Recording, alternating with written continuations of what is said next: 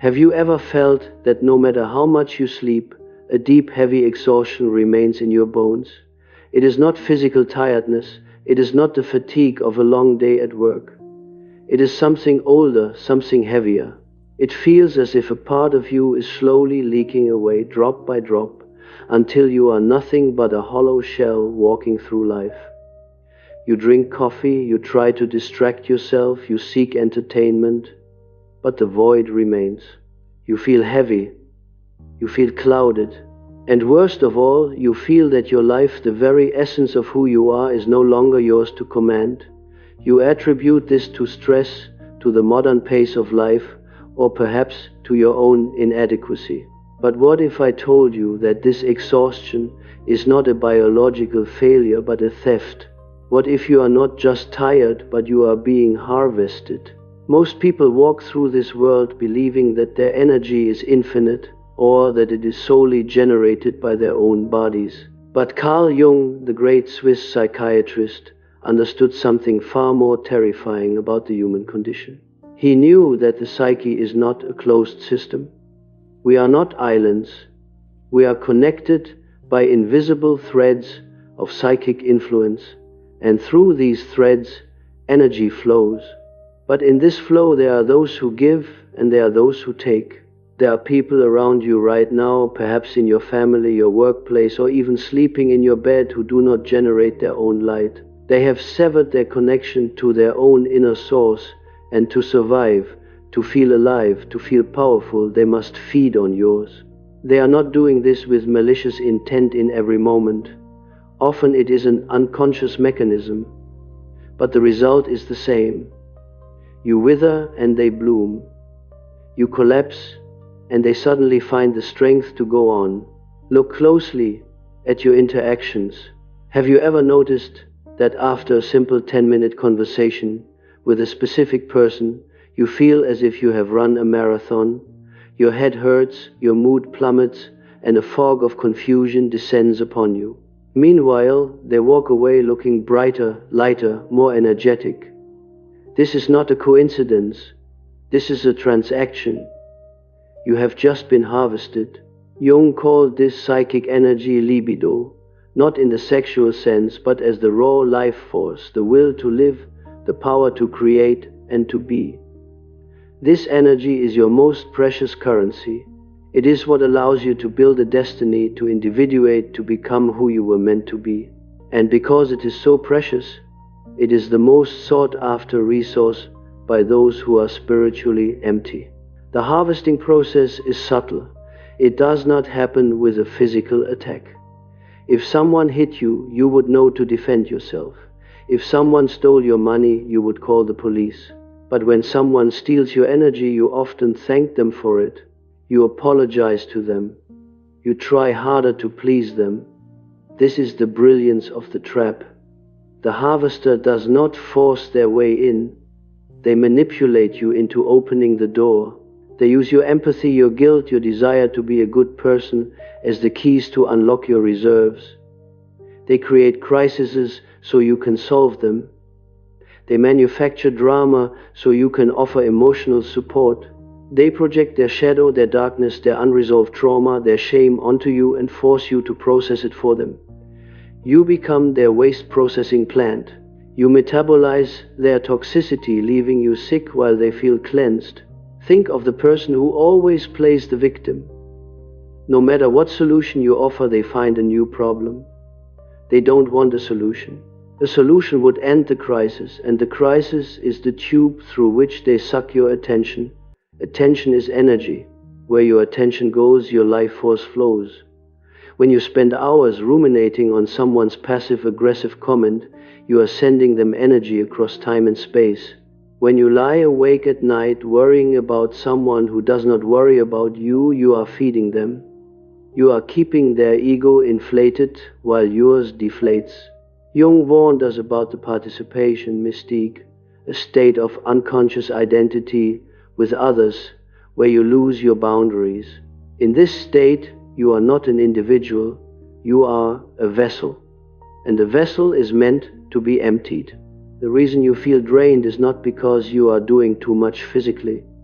It is because your psychic immune system has been compromised. You have forgotten how to close the gates. You have been conditioned to believe that to be loving is to be available, that to be a friend is to be an emotional trash can, that to be a partner is to be a savior. But this is a lie told by the harvesters to ensure their food supply never runs out. Real love is an exchange between two sovereign souls. Harvesting is a parasite feeding on a host. And the longer you stay in this dynamic, the more you lose yourself. The lethargy you feel is your soul's emergency brake. It is your psyche pulling the plug, forcing you to stop, because if you continue to give at this rate, there will be nothing left of you to salvage. You must understand that this energy transfer is the fundamental dynamic of almost all toxic relationships. It is why the narcissist provokes you. They need your reaction to feel real. It is why the controller restricts you. They need your submission to feel powerful. It is why the eternal victim guilt trips you. They need your pity to feel valid. Every emotional reaction you give is a payment. Anger is energy. Sadness is energy. Frustration is high-octane energy. The harvester doesn't care if the energy is positive or negative, just as a car doesn't care if the gasoline was a gift or stolen. It just needs fuel to run. When you scream at them, you are feeding them. When you cry for them, you are feeding them. When you explain yourself to them for the 100th time, hoping they will finally understand, you are serving them a feast. The tragedy is that you think you are fighting for the relationship. You think you are fighting for peace, but in reality you are merely laboring in their fields, harvesting your own soul to keep them warm. And what do you get in return? Crumbs, just enough affection, just enough hope to keep you hooked, to keep you producing. It is a farm and you are the livestock. But unlike a farm animal, the gate to your pen is not locked by a physical bar. It is locked by your own mind, by your own unresolved need to be needed. Jung said, "What you resist persists. By fighting them, you stay engaged. By trying to change them, you stay connected." The only way to stop the harvesting is not to win the war, but to leave the battlefield entirely. But leaving is terrifying. Your energy system has become accustomed to the drain. Paradoxically, you might even feel empty without their drama, because their harvesting gives you a false sense of purpose. I am the one who helps. I am the one who endures. This identity is the chain that binds you. To break it, you must be willing to face a different kind of void, the silence of your own company. You must be willing to be seen as bad, selfish, or cold by the very people who claim to love you. Because the moment you cut the supply, the harvester will not congratulate you on your boundaries. They will panic. They will starve. And a starving predator is dangerous. They will escalate. They will accuse. They will try to provoke the old reactions because they are desperate for a hit of your energy. Understanding this mechanism is the first step, but intellectual understanding is not enough. You can read every book by Jung. You can know all the terms, but if you continue to pick up the phone when you know you shouldn't, if you continue to explain yourself to those who are committed to misunderstanding you, the drain will continue. The leak must be plugged at the source, and the source is your reactivity. The moment you stop reacting, you stop feeding.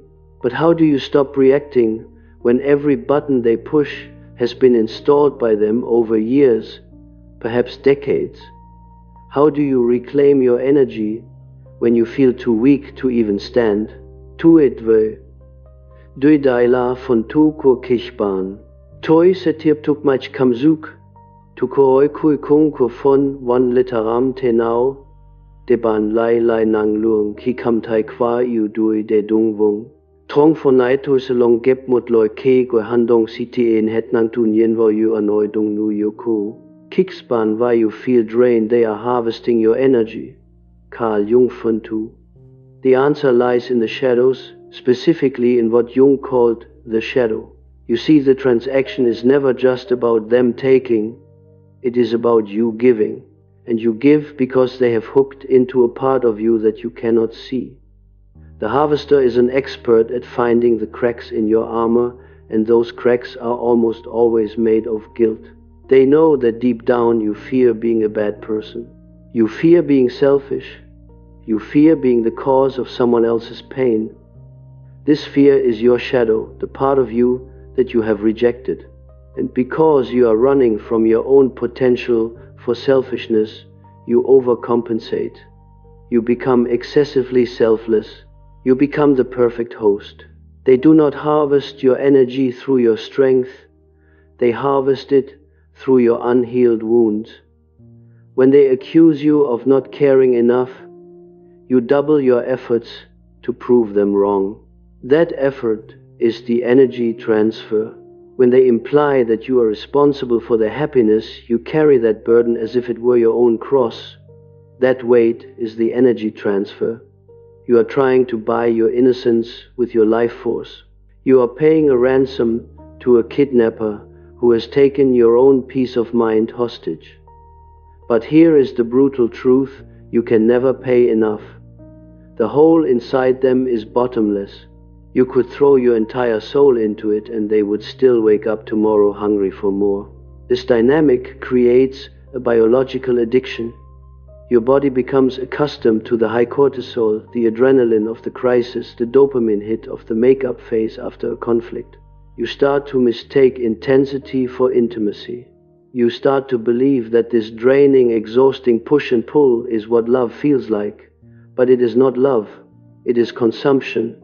You are being consumed, and the exhaustion you feel is the physical manifestation of a spiritual violation. Your psyche is screaming at you to run, but your conditioning tells you to stay and fix it. If this resonates with you, if you can feel the truth of these words settling in your chest, I invite you to take a small step for yourself right now. Subscribe to this channel. Join a community of people who are waking up, who are choosing to reclaim their sovereignty. By clicking that button, you are signaling to yourself that you are ready for a different kind of life, one where you are the master of your own energy. Thank you for being here. Now let's go deeper into the mechanism of this theft. Jung observed that when we are unconscious, we are prone to psychic infection. Emotions are contagious. But for the harvester, this contagion is a weapon. Have you ever walked into a room feeling fine, and within minutes of being near a specific person, you feel anxious, angry, or depressed, while they suddenly seem calm? This is called projective identification. They cannot handle their own toxic emotions, so they project them onto you. They provoke you until you feel the anger they are denying. They gaslight you until you feel the confusion they are hiding. Once you are feeling their feelings, they can relax. You are now carrying their shadow for them. You are the surrogate processor of their pain. This is why you feel so drained. You are processing emotions that do not even belong to you. You are metabolizing their trauma. You are tired because you are doing the psychological work of two people, yours and theirs. And as long as you accept this role, they have no incentive to change. Why would they carry their own heavy baggage when you are so willing to carry it for them? Why would they face their own demons when they can simply hand them to you? By helping them, by being there for them constantly, you are actually enabling their spiritual stagnation. You are preventing them from facing the very lessons they need to grow. Your availability is not a gift, it is a crutch.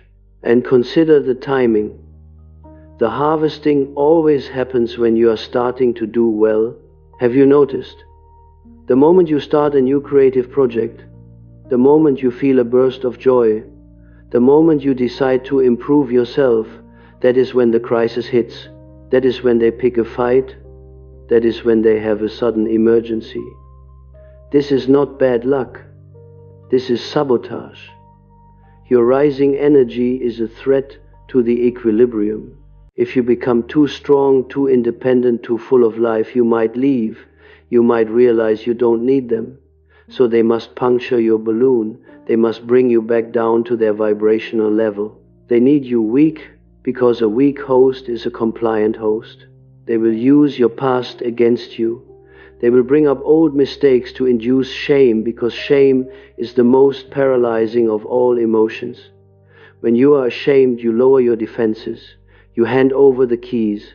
They will use your dreams against you, calling them unrealistic or silly, to sow doubt. Doubt is a leak in your tank. Every time you doubt yourself, energy escapes. They are architects of a reality in which you are small, dependent, and perpetually in debt to them. And you believe this reality because you have been living in it for so long. But Jung offered a way out. He spoke of individuation, the process of separating yourself from the collective, from the expectations of others, and becoming a distinct whole individual. To stop the harvesting, you must individuate. You must build a psychological wall where there was once an open door. This does not mean you stop loving people. It means you stop merging with them. It means you learn the difference between empathy and self-sacrifice. Empathy is, I feel your pain and I support you. Self-sacrifice is, I feel your pain, so I will take it inside me and let it destroy me. The harvester will fight this separation with everything they have. When you stop reacting, when you stop accepting their projections, they will experience a loss of supply. They will go through withdrawal. They might call you a narcissist, which is the ultimate projection. They might tell everyone you have changed, that you are cold, that you don't care anymore. Let them tell their stories. Your energy is worth more than their opinion. Your sanity is worth more than their approval. You are not here to be a battery for someone else's broken machine. You are here to live your own myth, to follow your own path. But how do you actually do this in the heat of the moment, when they are standing in front of you, screaming, crying, or giving you the silent treatment? How do you keep your energy inside? How do you stop the automatic reflex to give in? Secret lies in a counterintuitive practice, a shift in perception so radical that it renders their tactics useless. It requires you to kill the nice person inside you to save the real person. It requires you to embrace the very thing you have been running from. You must become dangerous. Not violent, not malicious, but dangerous. You must integrate what Jung called your capacity for holy aggression. A harmless person is not a virtuous person. A harmless person is merely a victim in waiting. True virtue requires the capacity for mayhem, for destruction, for absolute refusal, and the disciplined choice to keep that sword sheathed until it is necessary. To stop the harvesting, you must be willing to be the villain in their story. You must be willing to be the one who ruined everything by simply refusing to be used. You must kill the nice person who smiles when they are insulted, who apologizes for existing, who says yes to avoid conflict. That nice person is not you. It is a trauma response. It is a suit of armor that has become a cage. When you finally embrace your own shadow, when you accept that you have the right to be angry, the right to be selfish with your own life, the right to close the door in someone's face to protect your sanity, you become solid. You become like a rock in the middle of their chaotic ocean. The waves crash against you, the guilt trips, the accusations, the tears, but you do not move. You do not absorb the water, you simply observe it. This is the state of the detached observer. Instead of being inside the storm, you are watching the storm from behind a thick pane of glass. You see their mouth moving, you hear the words that used to trigger you, but now they are just sounds, they are just data. You realize that their behavior is not about you. It is a mechanism, a desperate attempt to extract fuel. And because you see it for what it is, you no longer offer your neck. The moment you stop feeding them, the dynamic shifts violently. They will try to escalate. But if you hold your ground, not with aggression, but with a terrifyingly calm silence, they will eventually recoil. They will sense that the connection has been severed. They will look at you and see a stranger, and in that moment they will leave. They will go in search of a new host, someone who is still asleep, someone who is still easily harvested. And you will be left with the silence. At first, this silence might feel heavy. You might feel a phantom limb syndrome, reaching out for the drama that used to define your days. But then slowly, something miraculous happens. The energy that was leaking out of you starts to pool back into your own vessel. You wake up one morning and the fog is gone. The colors of the world look sharper. You have ideas again. You have the urge to create, to move, to build. This is your libido returning home. This is the life force that was being siphoned off, now available for your own evolution. You realize that you were never broken. You were just depleted. You were never depressed. You were just surrounded by vampires. This reclamation of energy is the beginning of your true life. You start to use that power to build boundaries that are not walls of fear but gardens of self-respect. You start to attract people who have their own generators, people who do not need to steal from you because they are overflowing with their own light. These relationships are not transactions, they are amplifications. You give and you receive and both of you grow. This is the only dynamic worth your time. Anything less is a slow death. But remember, this is a daily practice. The world is full of people looking for a battery. You must remain vigilant. You must guard your energy as if it were the gold in your vault, because it is. It is the only thing that allows you to experience this reality. Do not trade it for cheap approval. Do not trade it for the illusion of peace. Peace that requires your submission is not peace. It is slavery. Be willing to be alone. Be willing to be misunderstood. Be willing to be the bad guy, because in the end, the only person you need to explain yourself to is the one staring back at you in the mirror. Your energy is your life. It is your time. It is your soul. Stop letting them harvest it. Cut the cords. Retrieve your power. And watch how quickly your reality transforms when you finally decide that you belong to yourself. This path is not easy, but it is the only one that leads to freedom. If you are ready to make that choice, if you are ready to declare your sovereignty, I want you to leave a mark. Go to the comments right now and write, "I reclaim my energy." Let this simple sentence be your contract with yourself, a declaration that the harvesting ends today. And if you want to understand even deeper how to protect your mind and build a fortress that no manipulator can breach, watch the video that is appearing on your screen now. It is the next step in your journey.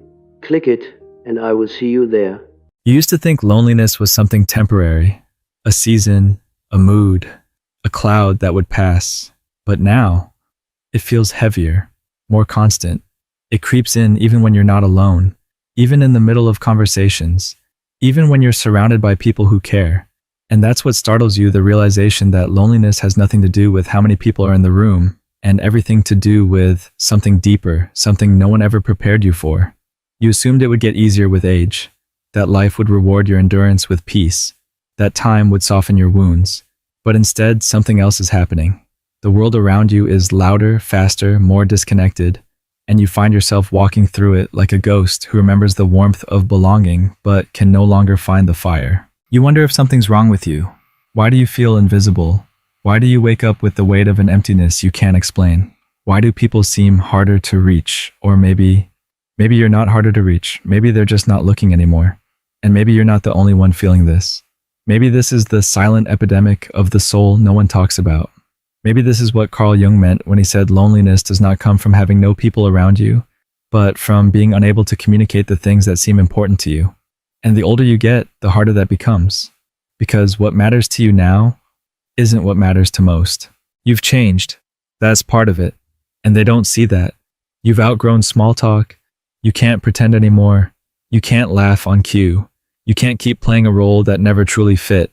Because age doesn't just wrinkle your skin, it peels away your masks. And when the persona you wore for so long begins to fall, the silence left behind is deafening. The friends who like the old version of you, the agreeable, always smiling, never questioning version, they don't know what to do with the truth teller you've become.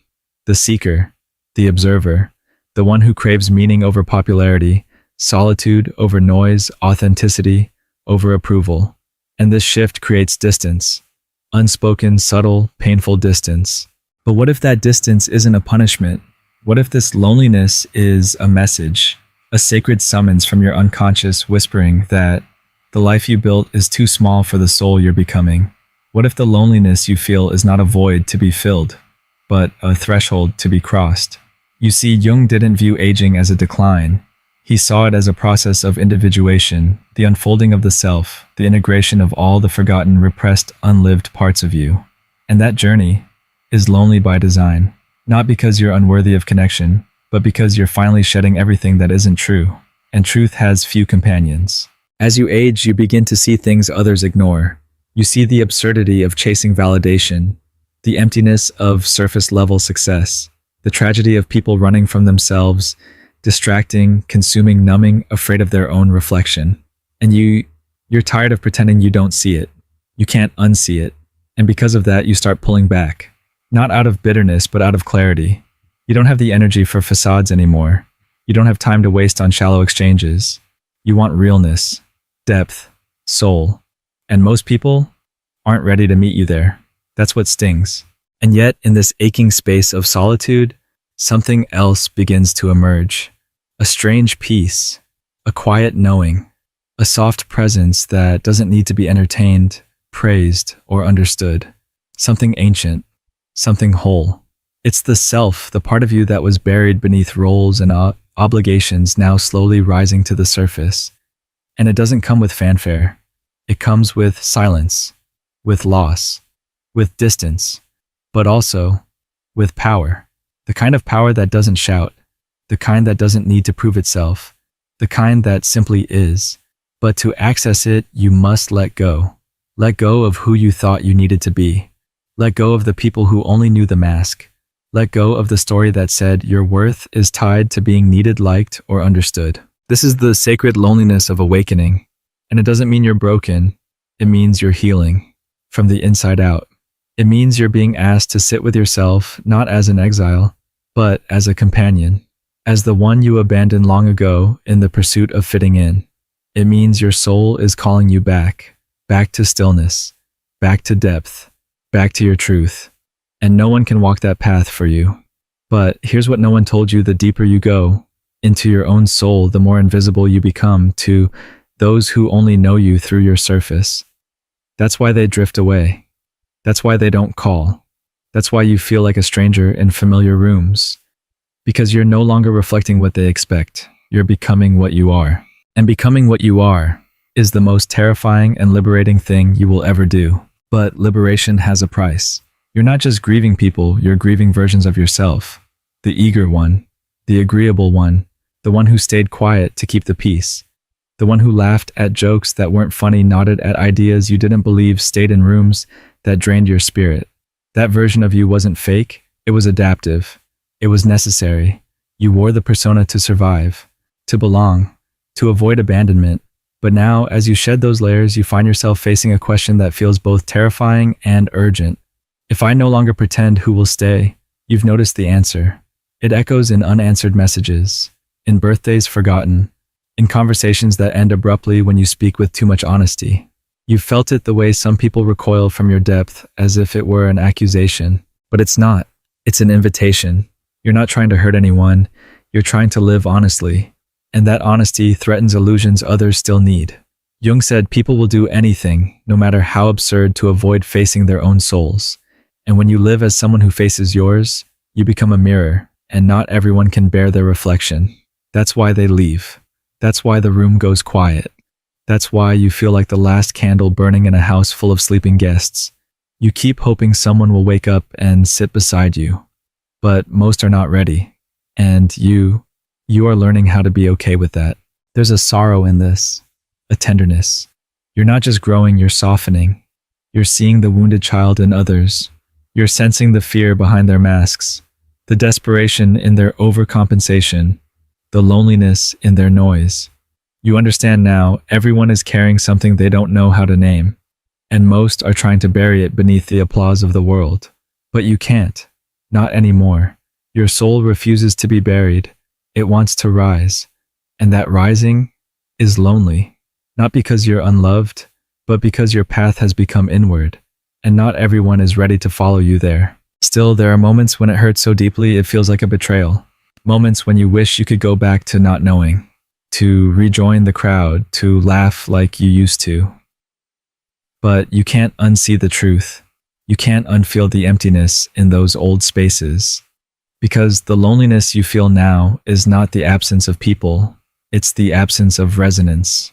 You could be at a party, smiling, laughing, engaging, and still feel like you're suffocating. Because your soul longs for something more. And that longing is not weakness. It's the compass of your awakening. It's the ache of the self remembering itself. You see now that aging is not about getting old, it's about becoming real. And becoming real costs you everything that was built on illusion. Jung called this process individuation, the journey of becoming who you truly are, beneath all conditioning. And this path is rarely glamorous. It looks like crying in silence, like walking away from what once defined you, like sitting alone while others celebrate, like being misunderstood, misread, misjudged. But in that solitude, you begin to hear a new voice, quiet, ancient, steady. It doesn't come from the outside. It rises from within. It doesn't ask for permission. It doesn't beg for applause. It simply speaks, "This is who you are." And when you begin to listen, really listen, something changes. The loneliness doesn't disappear, but it transforms. It becomes sacred. It becomes a space of communion with your soul, a place where masks melt, time slows, and truth feels like oxygen. You begin to realize this loneliness isn't a curse. It's a chrysalis. It's the space between no longer and not yet, between who you were and who you're becoming. It's the holy silence where the old you dies and the true you is born. And yes, it's hard. It's unbearably hard at times, but you're not alone in your aloneness. Others are walking this path too quietly, invisibly, faithfully. They may not be loud. They may not be many, but they exist. And one day your loneliness will not just be your burden, it will be your bridge. Because the deeper you go, the more you'll find others who have dared to do the same. Not crowds, not fans, but kindreds. Souls who recognize your eyes, who speak your language without words, who meet you where the world ends and the self begins. So for now, walk on. Let your silence be your song. Let your solitude be your sanctuary. Let the ache be your altar. You are not behind. You are not broken. You are becoming. There is a kind of loneliness that comes not from the absence of others, but from the abundance of awareness. You look around and you notice things. You feel the weight of words left unsaid. You sense the fractures in someone's smile. You read between the lines of a conversation and feel everything that's not being spoken. You carry this intuitive radar inside you, and while it's a gift, it can also be a burden. Because when you see beneath the surface, it becomes harder to stay on it. Harder to pretend, harder to engage in the theater of the world without losing a part of yourself in it. And so over time, you drift not away from others, but toward truth. This is why loneliness increases as you age, because truth deepens, because illusions no longer comfort you, because you've tasted something real, and everything else feels hollow by comparison. When you were younger, noise was enough, laughter was enough, distraction was enough. But now none of it satisfies. Now you crave silence that nourishes, presence that heals, words that matter. You crave the soul, and you can't unknow that craving once it awakens. That's the paradox. The more awake you are, the more alone you feel, at least for a time. Jung believed this process was not just personal, but archetypal, that within every human soul lives a journey, a descent into the unconscious, a confrontation with the shadow, a disintegration of the persona, and the eventual emergence of the self. But most people avoid it. Most cling to the known, to comfort, to identity, to approval. And so they stay at the surface, trading depth for certainty. You, however, were not built for that. Something in you broke the spell. Something shattered, maybe a loss, a betrayal, a moment of despair, and suddenly the surface could no longer hold you. You fell. Or maybe it felt like you were falling, but really you were descending into yourself. And that descent is lonely because it requires letting go of everything that once anchored you to the world. Friendships that were based on shared illusions, roles that kept you safe, beliefs that numbed your fear. You had to leave all of it behind to find what was underneath. And the more you let go, the more people around you began to fade. Not because they stopped caring, but because you no longer mirrored who they believed you to be. You changed. And change always comes at the cost of familiarity. But this loneliness, as brutal as it feels, is not evidence that you've done something wrong. It's evidence that you're evolving. And evolution isn't clean. It's not romantic. It's not always empowering. Sometimes it's excruciating. Sometimes it looks like lying awake at 2 a.m., wondering if anyone will ever truly see you again. Sometimes it feels like walking through a crowd and still feeling like a ghost. But even in the pain, there is purpose. Because in this wilderness, you meet yourself, the real you, the one beneath the patterns, the one who was silenced long ago. You begin to notice moments of clarity, small flickers of peace, unexpected tears that wash over you like rain, and you start to feel something returning, not the old version of you, but something wiser, quieter, truer, the self, not the self you perform, but the one you forgot, the one who holds your contradictions without shame, who understands your wounds without flinching, who speaks not in demands, but in invitations. And that self begins to reshape your life, not through force, but through resonance. You start to see that not every loss was a tragedy. Some were liberations in disguise. You start to understand that loneliness is not the absence of love. It's the space in which real love can finally find you. Because now you're no longer trying to fill your emptiness. You're learning to sit with it, to honor it, to listen. And in that listening, the emptiness becomes something else. A womb, a field, a sacred pause. You begin to feel that loneliness is not always a lack. Sometimes it's a preparation, a clearing, a quieting of the noise so you can hear the music of your soul again. And yes, people may still misunderstand you. You may still walk alone at times, but you walk with awareness now, with your eyes open, with your heart intact. And slowly, the loneliness becomes a kind of clarity, a space where you are no longer performing, no longer striving, no longer proving, just being. And in that being, you begin to attract others who are not afraid of your depth. People who have walked through fire, who have lost and returned, who know the weight of silence and the beauty that waits on the other side of it. So don't fear your loneliness. Befriend it. Walk with it. Let it teach you. It's not here to harm you. It's here to show you what you've outgrown, to lead you back to yourself, to prepare you for a life that no longer requires masks. It's strange, isn't it, how the very thing that once terrified you, being alone, has now become the only space where you feel honest. You used to run from solitude like it was a punishment, something to be avoided, a sign that something had gone wrong. But now, after all the noise, all the performance, all the roles you've had to play, it's the silence that feels most like home. It doesn't mean you don't still ache. It doesn't mean you don't still long for connection. But you've stopped trying to be less of yourself just to be loved. You've stopped trading authenticity for approval. Because at some point you realized, what's the point of being seen if it's not really you they're seeing? That realization changes everything. It strips away the illusion that belonging is about fitting in. It reveals the deeper truth that real belonging only happens when you belong to yourself first. And that kind of belonging is quiet. It doesn't need an audience. It doesn't need applause. It's the kind that sits with you in the stillness and says, even if no one else understands you, I do. That voice, the voice of yourself, becomes louder as you age. Not louder in volume, but in presence. It begins to guide you not with commands, but with quiet knowing, with a subtle tug toward what is true and away from what is performative. You start to feel it in your bones. Some spaces just don't fit anymore. Some conversations feel like echoes. Some relationships feel like museums full of memories, but no life. You love those people. You honor those memories, but you no longer sacrifice your truth to keep them alive. Because every time you betray yourself for the comfort of others, you deepen your loneliness. Not the external kind, the internal kind. The kind that whispers at night, you've gone missing inside your own life. And you've done too much inner work to go missing again. That's the invisible shift happening within you.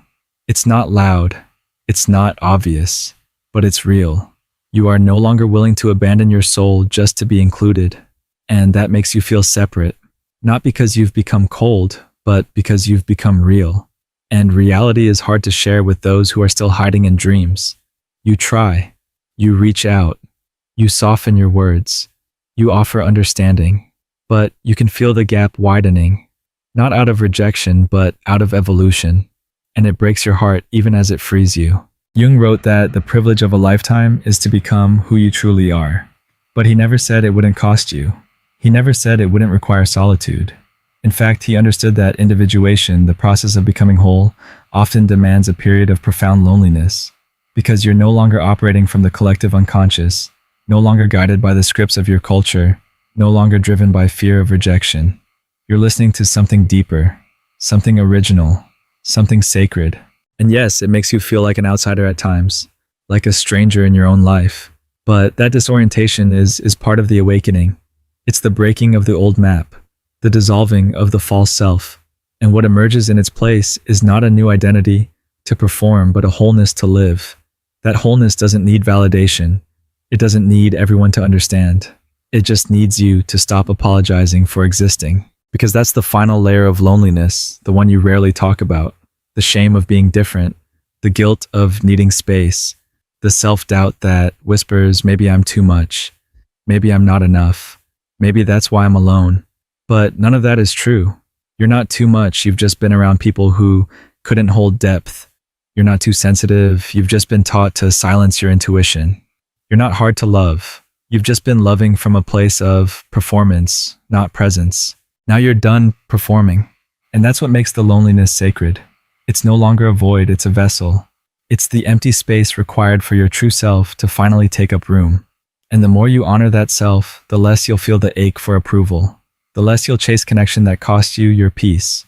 The more you'll trust that the right people, the real ones, will meet you not in your persona but in your presence. So if you feel lonely now, let it be a sign not of your inadequacy, but of your becoming.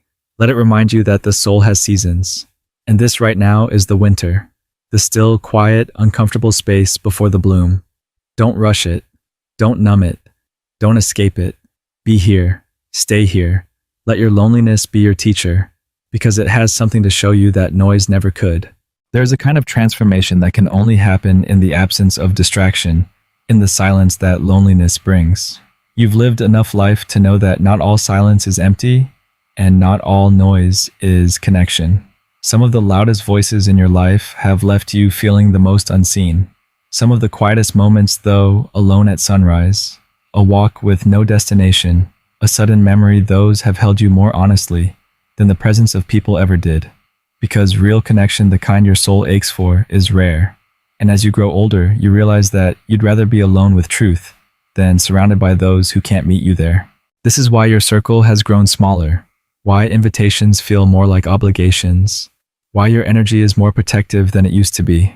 It's not bitterness, it's discernment. You've learned that not everyone deserves access to your depths, not because you think you're better, but because your spirit has become sensitive to falseness. You can feel it instantly when a smile is rehearsed, when a compliment is transactional, when someone is talking at you, not to you. And it exhausts you, because you can no longer pretend to be entertained by things that bore your soul. This is the gift and the curse of awakening. It sharpens your sight, it opens your heart, and it isolates you from much of what the world calls normal. You're not cynical, you're awake. And that awakening doesn't always come with trumpets and light. Sometimes it comes with grief, with long nights, with the ache of outgrowing places where your spirit once found comfort. But when you outgrow something, it doesn't mean it was wrong. It means you're moving.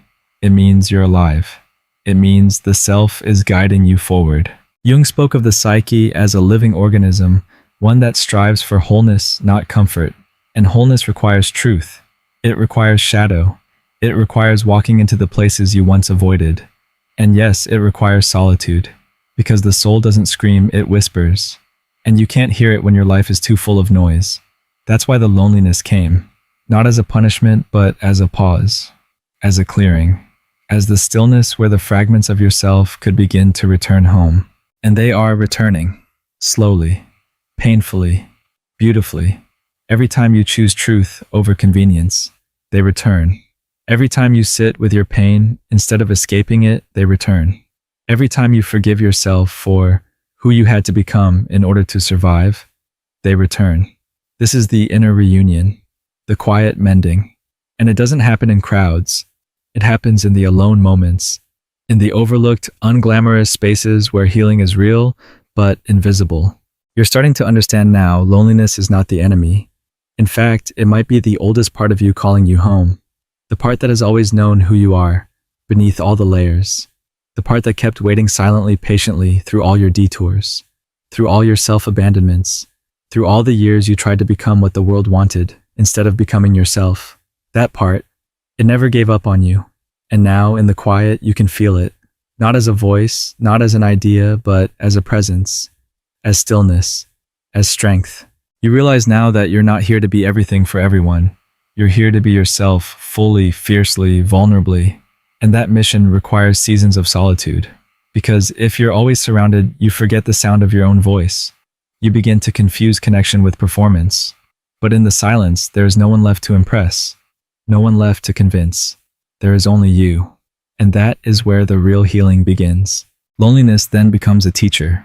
Not a cruel one, a necessary one. One that strips you of what no longer serves, not to punish you, but to prepare you. Because what comes after this season, what waits beyond the ache, is something sacred. A life that aligns with your soul. A love that honors your truth. A peace that doesn't require pretending. But first the shedding. First the silence. First the loneliness. Let it work you. Let it strip you. Let it shape you. And trust that everything real, everything meant for your deepest self will not pass you by. It will find you not in the noise, not in the performance, but in the quiet, in the you who is no longer hiding. You don't become whole by collecting more, you become whole by letting go. And that's what this season of loneliness is teaching you. It's showing you all the pieces you clung to, all the identities you wore like armor, all the expectations you inherited but never questioned.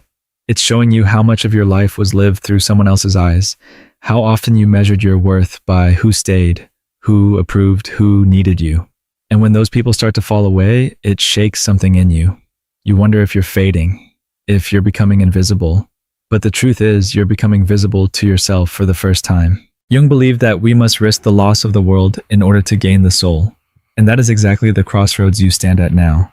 You can feel it in your bones that some things can no longer travel with you. Certain conversations feel lifeless.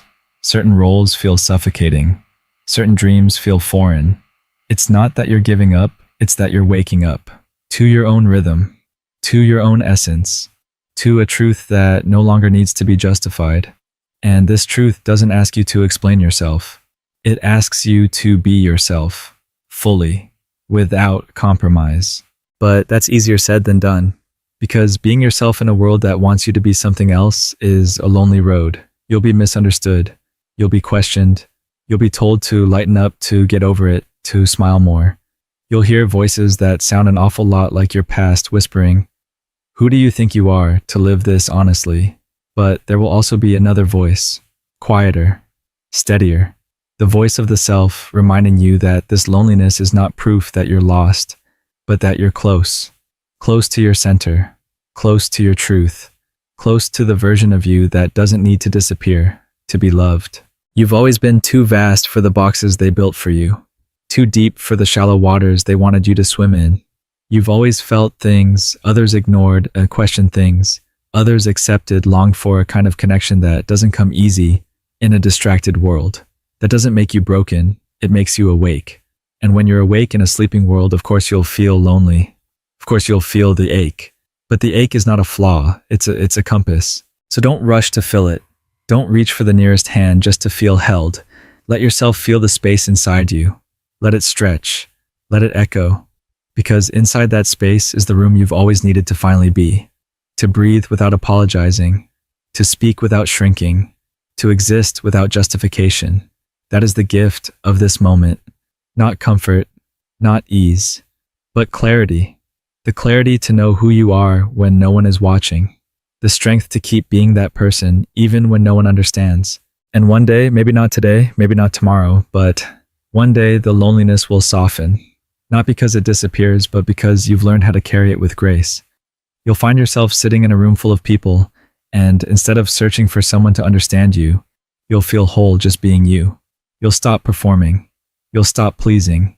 You'll speak, and your voice won't tremble. You'll walk away from what diminishes you without regret, because you'll know in your soul, not just your mind, that solitude is not the absence of love. It is the presence of self-respect. You will meet others on this path. Not many, but enough. People who have burned through their own illusions. People who aren't afraid of your depth because they've met their own. These are not relationships of convenience. They are bonds of the soul. They come without noise, without drama, without games. They feel like exhaling, like remembering, like coming home. But you won't find them until you find yourself. And that's what this loneliness has been doing all along, leading you back, not to the world, not to the past, but to you. So don't resist this chapter. Don't label it as failure. Don't let the culture's obsession with connection make you feel like you're behind. You're not behind. You're beneath. Beneath the surface, beneath the noise, beneath the roles, and beneath it all, there you are, beautiful, whole, and finally free. It's 2 a.m. on a Tuesday. You're staring at your phone, your thumb hovering over the delete button. You've just posted a long, rambling, intensely personal story on social media. A story about your deepest insecurities or the details of your recent breakup. And a cold, sinking feeling is washing over you. Or maybe it's the morning after a first date. You're replaying the conversation and you realize with dawning horror that you didn't just share your hobbies, you shared your childhood traumas. Or perhaps it's at the office by the coffee machine. You meant to make small talk with a colleague and you somehow ended up dumping the entire messy story of your marital problems. This feeling, it has a name. It's called the vulnerability hangover. That acute, sickening wave of regret, shame, and exposure that comes after you have shared way too much. Your mind races. Why did I say that? What must they think of me? I'm such an idiot. I have no filter. We instinctively label this as attention-seeking. We call it cringe. We see it as a sign of weakness, narcissism, or a simple lack of self-control. But what if it's none of those things? What if that compulsive, uncontrollable urge to overshare is actually a profound, desperate signal from your deep psyche? The pioneering psychiatrist Carl Jung would argue that this is not a personal failing. It is a critical symptom of a deep internal conflict. It's a sign that your authentic self is suffocating, and it's trying to blast its way free. To understand why we overshare, we first have to understand what we hide. Carl Jung introduced a concept that is fundamental to our social lives: the persona. The persona, named after the classical Greek masks worn by actors, is the mask we create and wear for the outside world. It is our carefully constructed social identity. It's the good employee, professional, efficient, agreeable, never complaining. It's the perfect mother, always patient, loving, put together, whose life revolves around her children. It's the tough guy, never showing weakness, always in control, invulnerable. It's the fun, easygoing friend, always happy, always ready for a laugh, never a burden. We all need a persona. It is not by itself a bad thing. It's how we function in society. It's how we maintain politeness, navigate professional environments, and manage complex social interactions. You don't, for instance, tell your barista your deepest fears about mortality while ordering a latte. You use your polite customer persona. The problem, Jung said, begins when we over-identify with the mask. The problem starts when we forget we are wearing it. We become the good employee. We become the perfect mother. We become the tough guy. We pour all of our psychic energy into maintaining this flawless, acceptable, likable facade. And to do this, we must take every part of ourselves that doesn't fit the mask. Our doubts, our fears, our anger, our sadness, our weirdness, our traumas, our unpopular opinions, and we must shove them down. We hide them from our colleagues, from our friends, from our families, and eventually we even hide them from ourselves. This creates an immense, invisible, and constant pressure deep within the psyche. Our authentic whole self, the self that is messy, complicated, and real, is being suffocated. It's trapped behind a mask that is getting tighter, heavier, and more restrictive every single day. And a living thing that is suffocating will eventually violently fight for air. This is the heart of the matter. That desperate overshare is not a lack of filter. It is a persona crack. It is an uncontrolled, explosive gasp for air from your authentic self. Let's look at our examples. The office overshare. You are the good employee. You've worn that mask for years. You are reliable, upbeat, and you handle every stressful project with a smile. You've never once let your mask slip. But at home, your marriage is falling apart. You are terrified and heartbroken. You push it down, down, down. Not for work, you tell yourself. Be professional. You go to the coffee machine, and a kind colleague asks, "Hey, how are you?" A simple, polite question. But your suffocating self sees an opening, a tiny crack of human kindness. And before you can stop it, the dam breaks. All of it comes pouring out. The fights, the fears, the late-night crying. You are dumping years of repressed pain onto a person who was just expecting to hear "fine, thanks." You walk away horrified. The vulnerability hangover hits you like a truck. Why? Because you didn't just share, you exploded. Your persona cracked, and the raw, unedited contents of your inner life spilled out. It was a desperate attempt by your psyche to be seen to be real, even for a moment. The first date overshare. You've built a persona of being fun and easygoing. You're witty, you're charming, you're low drama. You believe this is what makes you desirable. But underneath you carry the heavy weight of a difficult childhood or a painful past trauma. You're on the date. It's going well. You're both laughing. You feel a spark of connection. And your trapped self, starving for real connection, not just persona-level connection, makes a gamble. It thinks, maybe this is it. Maybe this is a person who can see all of me. And suddenly you're launching into a monologue about your deepest trauma. The mood shifts. The other person pulls back. And you feel that familiar cold shame. You didn't mean to do it. It just came out. That was your authentic self, making a clumsy, desperate bid for real intimacy by trying to shatter the very persona you so carefully built. The social media overshare online, your persona, is successful and happy. Your feed is a curated gallery of achievements, beautiful vacations, and smiling photos. You are performing the good life. But you are desperately lonely. You feel like a fraud. At 2 a.m., the pressure of maintaining this illusion becomes unbearable. Your authentic self, in a moment of crisis, hijacks your phone. It posts a 10-paragraph essay, raw and unfiltered, about how empty you feel. The next morning, you see the likes and the "Are you okay?" comments, and you are mortified. You have shattered the public mask.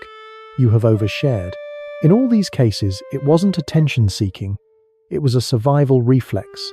Your psyche was forcing you to be authentic because the cost of being fake was becoming too high. Jung gives us another deeper layer to this: the shadow. If the persona is the acceptable mask we show the world, the shadow is the unacceptable bag we carry behind our back. The shadow is the home for all the parts of ourselves we have disowned. Our sins, our traumas, our rage, our shame, our jealousy, our weaknesses. It's everything we believe is bad and unlovable about ourselves. And the human psyche, Jung argued, has one primary overriding goal: not happiness, but wholeness. Your psyche wants to be whole. It wants your shadow to be brought out of the darkness and integrated into the light of your consciousness. It craves integration. This creates what many psychologists call a compulsion to confess. Your psyche knows that secrets, especially secrets kept from the self, are a poison. It knows that the shadow left in the dark only grows more powerful and more toxic. So it compels you to speak. The overshare is often a misguided, unconscious attempt at integration. It is a compulsion to confess, to bring your unacceptable shadow into the light. You are in essence holding up the darkest, most shamed part of yourself to another person, the colleague, the date, the internet, and unconsciously pleading, "Please look at this. Tell me this is not monstrous. Tell me I am still acceptable even with this." You are trying to use their acceptance to heal your own lack of self-acceptance. But this, as we know, almost always backfires. A stranger, a first date, or a casual colleague is not equipped to be your therapist or your priest. They haven't signed up for that emotional labor. When you dump your raw, unprocessed shadow at their feet, they are likely to react with shock, discomfort, or pity. This reaction confirms your deepest fear that your shadow is monstrous, that it is unacceptable. The vulnerability hangover you feel is the shame of that rejection. You compulsively confessed, hoping for integration, and instead, you just got more proof that you must hide. So you pick your shadow back up, shove it deeper into the bag, build a stronger persona, and vow to never ever be that vulnerable again. Until, of course, the pressure builds, and the entire painful cycle repeats. There is a third and perhaps most modern reason for oversharing. It stems from a persona that is so complete, so all-consuming that the person has lost their connection to their inner self entirely. They haven't just hidden their authentic self, they've forgotten it exists. They are the mask. And behind the mask, there is a terrifying feeling of emptiness, a void. This person feels hollow, unreal, invisible. Their oversharing, especially on social media, is not a persona crack because there is no pressure from within. Instead, it is a desperate attempt to create a self using the outside world. They are not sharing for connection, they are sharing for validation. They post their emotions, their crises, their medical procedures, their every fleeting thought, and they wait. They refresh the page. Every like, every heart emoji, every comment of sympathy. Oh no, sending hugs is a tiny piece of proof that they exist. The reactions of others are the mirrors they use to see their own reflection. Their sense of self is not internal, it is external. It is crowdsourced. This is not a compulsion to confess the shadow. This is a fear of invisibility. They are projecting their entire consciousness outward, constantly polling the audience. Am I real yet? Am I real yet? Do you see me? This type of oversharing is a gaping wound of emptiness, and no amount of likes or hugs from strangers can ever truly fill it. It's an addiction that only reinforces the core problem. The self is being built on the most unstable foundation imaginable, the fleeting opinions of others. So what is the cure for oversharing? Our first instinct, driven by the shame of the vulnerability hangover, is to shut up, to vow to be more private, to lock it all down, to never be vulnerable again. But this, from a Jungian perspective, is the worst thing you can do. Shutting up is not healing. It is just reinforcing the persona. It's building a higher, thicker wall. It's adding another lock to the door of the authentic self. All this does is increase the internal pressure, making the next explosion, the next overshare, even more inevitable and more violent. The true solution is not silence, it is integration. The ultimate goal of Jung's psychology is not to be a perfect or appropriate person, it is to be a whole person. This is the journey he called individuation. Individuation is the conscious, deliberate process of healing the split between your persona and your shadow. So how do you do this? First, you acknowledge the persona. You must see the mask as a mask. You are not the good employee. You are a whole person who plays the role of the good employee. This creates a healthy separation. Second, you do conscious shadow work. This is the confession you've been craving, but it's done safely. Instead of dumping your unprocessed trauma on a first date, you confess to yourself. You do this through journaling.